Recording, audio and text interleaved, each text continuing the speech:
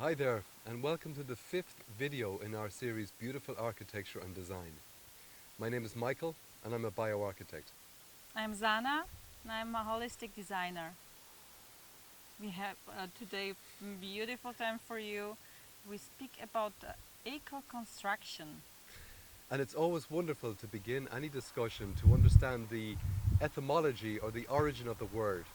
So in this case, eco-construction, the word eco comes from the Greek word oikos, which means extended family unit, house, family, farmland, habitat, property and surroundings. It's an all-encompassing word used to describe the context of the built environment. Many of you, I'm sure, had idea or have idea or will have idea to build a eco house. So this desire is more and more, mostly in young clients and young people, and everybody wants to have a home which is sustainable, which is providing safety, which is providing support of their lives. Uh, they start to research what to do if I want to build my sustainable eco home. And they end often with their ideals in two um, categories which are pushed on them.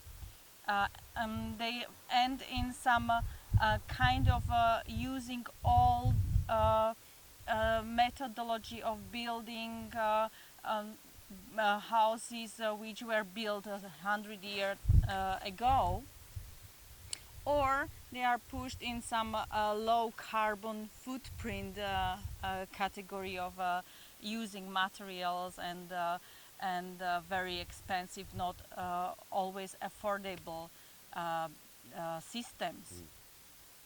So what to do is exactly today our Yeah. ambition to inspire you, how not to lose your ideals, how not to diverse and divide from your original decision for living sustainable and joyful in your new home. This is what we wish to inspire you. Absolutely. So come with us on this journey. So the generally accepted definition of eco-construction is building a house, a home, a building that is not harmful to the environment, at least, and ideally beneficial to it. And straight away we get in a bit of difficulty here, because what does it mean, not harmful? Doctors have this Hippocratic oath, do no harm. Architects, designers and builders don't ever take that oath, because we don't actually know what harm we are doing. If harm means change to the environment, then we are doing harm. But if it means actually creating a toxic environment, creating something that is limiting or eliminating life as it currently existed there is harm. So in terms of not doing harm, it's a huge, actually an infinitely large subject to imagine, and we can't possibly come close to define harm. So all we can do is seek to bring benefit from the architecture, so from the building, from the construction. What benefit can we bring? Because the harm, on one level, we can try to minimize it consciously through how we build, what we build, and what materials we use to build, and of course how we live in the eventual structure. But the benefits, that's what we wish to explore today. We wish to understand, for example, if we are harvesting and holding and actually storing more energy than we're needing, like for example heat or electricity, what can we do with that? We can actually use that heat to extend the life of our food production in winter gardens or underneath the ground, or heating water for later use. We can store that energy and have it used for the production of heat and light in the winter months, for example, especially in the northern hemisphere. So we can literally be beneficial at that practical level. There is another level of benefit, which we'll speak about later. So this eco-construction, in essence, is about seeking to create, build and live in structures that are doing more good than harm. Yeah, it's about decision, decision to Yeah. live certain way, and then all the problems which are seeking way to you through information from outside, through uh, um, companies telling you what is eco and what not. These all are just like stepping stones Mhm. on the way to achieve what you decided to live, what is coherent with your core, how you wish to live, how you wish to have impact and relationship on your environment. And if this is made, then it provides a compass for your further decisions, and it's practically then easy to flow through possibilities which are offered. So eco-construction is not a catch-all solution in how to live beautifully, Mm. joyfully, sustainably. And it's certainly not a box to be ticked off. Ecological house, tick. Ecological car, tick. It's, it can't provide that solution because really at a fundamental level there are multiple factors that are affecting our living experience and a living experience within a built environment. So many factors. Eco-construction is only one. Mm. World and subject of eco-construction, there are multiple categories and criterias that are open to explore. We have chosen the primary, most important ones in our opinion. And the first one is site planning and design. Site planning is how does your future building integrate with the elements of the environment, the landscape, and so on, and the design of the building itself. Perfect subject to begin with. However, what's not generally considered is the land itself, not just at a material physical level, but what the land wishes to have expressed under, on, and over it. What is the land seeking and calling to become? Connecting with that informational field, that awareness, that consciousness as a source expression of life itself is hugely important in true eco-construction. So we are not speaking here about light and side and slope and the characteristics of the land. Mm-mm. We are speaking about land as a organism which wants to merge with your intention Mhm. and together express something beautiful. And that brings us to another key point of eco-construction, which is community. And normally within the understanding of this, it means your immediate neighbors, your extended family, immediate neighbors, the town, municipality, etc. How does your vision, your intention impact and can get support from the community? We would wish to extend and open and explore the meaning of community far more holistically, meaning all beings, past, present, and future, that are affected and impacted on and from what it is you create. And within this subject and world of eco-construction, the idea of community is hugely important. This holistic approach, this holism, bridges and steps into the whole idea of materiality. And of course, it is wonderful to choose and use materials that are environmentally friendly, that are efficient, that are low embodied energy, and that can really benefit not just the equation of energy in a building, but also the sensory quality and interaction with those materials. However, many of the materials that we are advised to use within the world of eco-construction, they can cause harm because they are based on economics, not ecologics. For us to imagine that we are told that the best material to use comes from this country, what harm could come about by bringing it all the way from there to here? So we have an opportunity of using materials that are locally available in an innovative way. That's one of the key components. Materiality is directly connected to our level of consciousness. And that is a big point that's seldom made, that our choice of materials and the use of those materials is a product of our level of understanding, appreciation, and awareness. Yeah, I would like to share with you my experience from last walk in the forest. This is the forest of my ancestors, and there is a company which is taking care, the professional company, foresters, and I gave them the trust to take care of this forest environment. And when I was walking there last time, what I saw was that this beautiful organism, which is built from the network of plants and beings living there, they are supportive to each other. And the oldest trees, like the oldest, wisest trees of the forest, which are the main acupuncture point of the forest, were just taken away. They were just used. They were cut and used for some production of materiality, for building side or for furniture, uh, as an ecological materiality, where the forest uh, uh, then was like a kindergarten full of children, young trees, not knowing who they are without the oldest, wisest. So this is a definitely impact.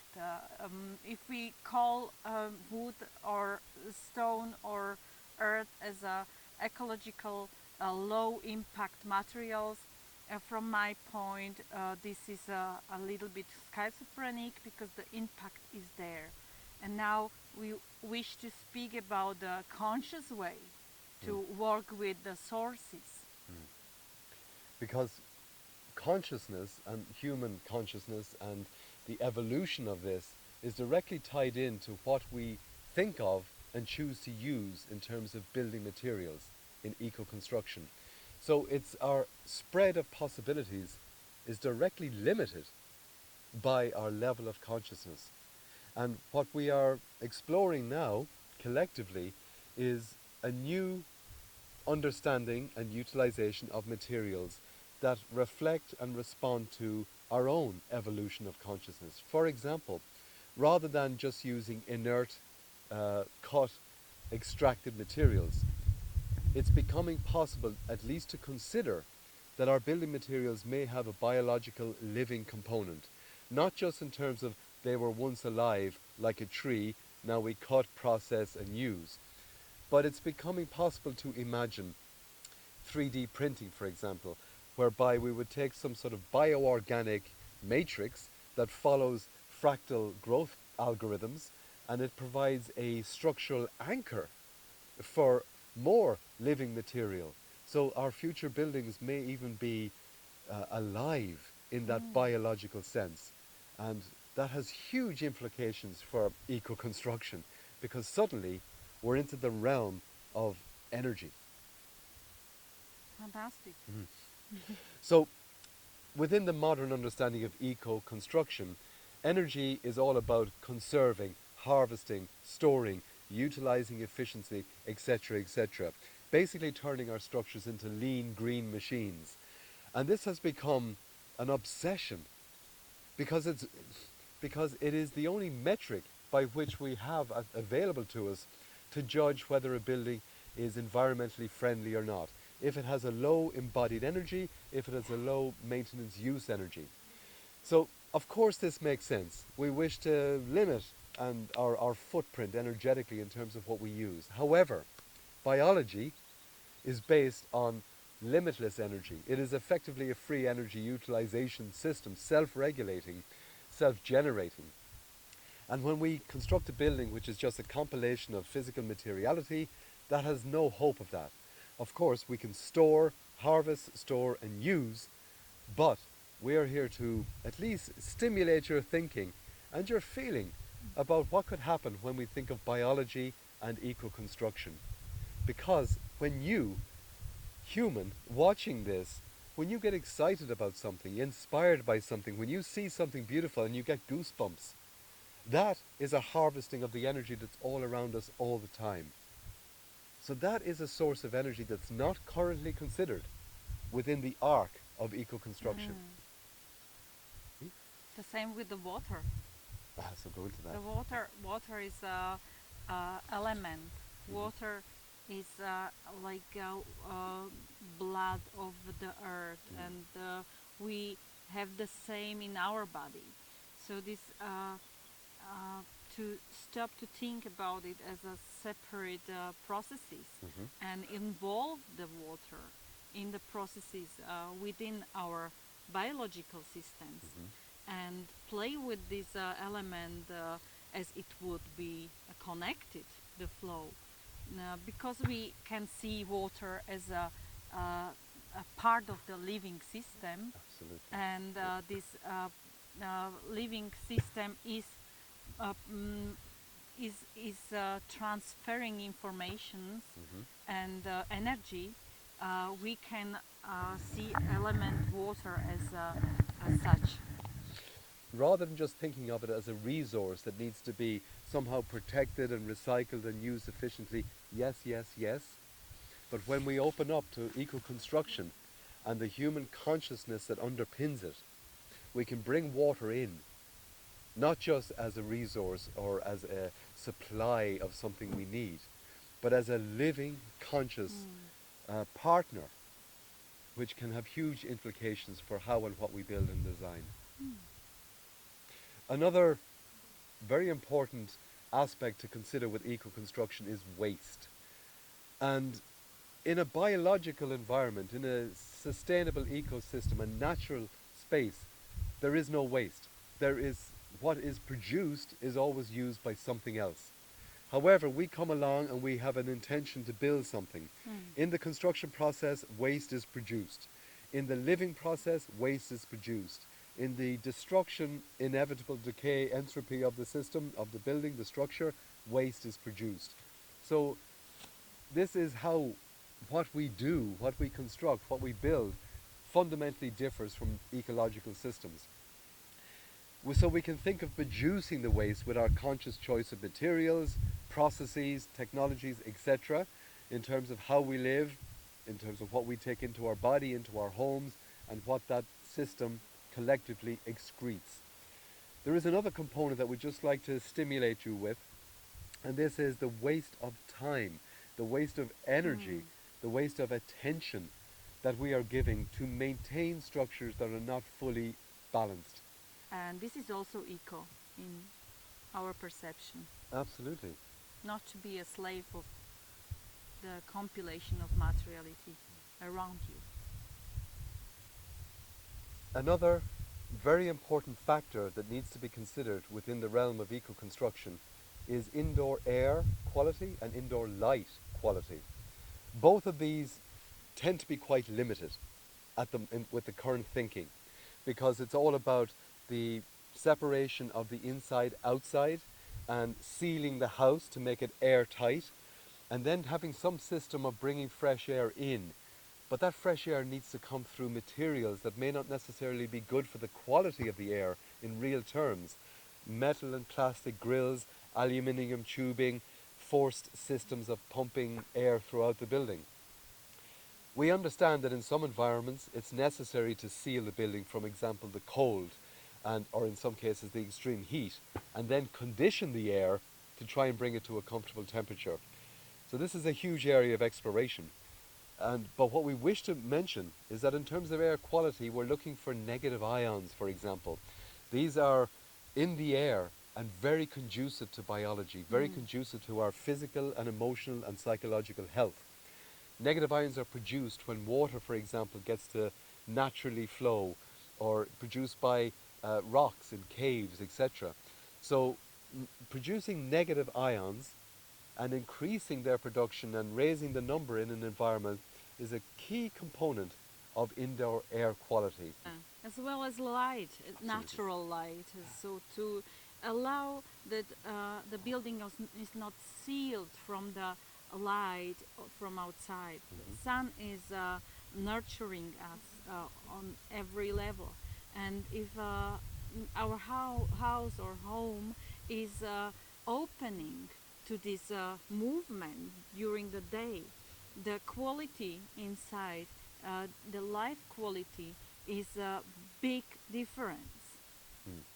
Eco-construction is not just about environmental friendliness, it's about constructing with this economy of light, this exchange, this formula of what's available, what's there to be used. And light reflecting off beautiful materials has a huge impact on our living experience. Because to be honest, all these factors which we mentioned before, you use a perfect ecologically stamped materiality. You take care of not having negative impact. You make the technologies for waste and harvesting of energy. But on the end, you are sitting in this home, and your joy and feeling is based purely on beauty, on light, on air which you are breathing there, and this is what make the difference for you. And this bridges nicely into the last point in this list of criteria, which is what we're calling inspirational value. And this begins to become meaningful when we think of eco-construction as an art and as a science. The science is well established and is a growing field of knowing, but thinking of it as an art can really elevate the economic, I was going to say ecstatic and aesthetic, as well as community and ecological value of the structure. So it's a fundamental shift of mindset to think of it as an art and a science, and that's what we're opening here. I would like to give you a message considering this theme construction, ecological. Uh, there is a actual situation which we need to consider in this whole theme, and this is the access versus satisfaction. So we are now on the crest of the sine wave, which naturally is on the maximum, and what we will now experience is the fall down, natural fall down. But I'm not speaking about some lack of sources. I'm speaking about our use, how we use sources. So we use the sources now extremely free. So we have access to lot of things which were not possible before, and we are just taking much more as we need. And now this use is so high that it naturally will fall down. The sources are here. They are available for human because we are part of this organism and this environment. But the use and how we share these sources will now need change.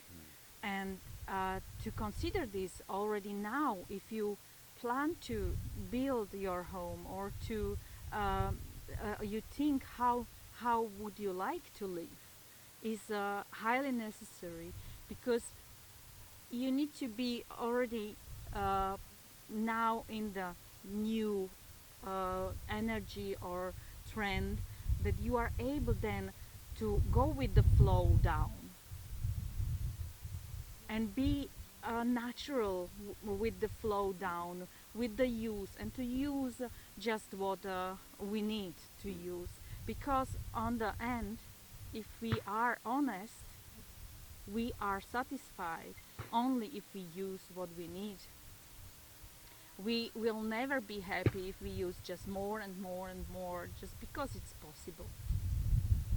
And we need to be free to innovate. We need to be free to experiment. We need to be free to be inspired by nature and to try different materials, try different combinations, try different systems. And of course, our entire matrix structure is designed to limit such experimentation because it relies on the known, it relies on the regulated, and the systems based on beliefs that are no longer relevant. We have consciousness changing, we have the environment changing, we are changing with it. And we need to have the courage to dare to try something, see the result, adjust, regulate, consider, improve, grow and evolve. So eco-construction cannot be put in a box. This is eco. It's not possible. We can try, but we end up getting further and further and further away from reality. Not the reality just of what is, but what needs to become.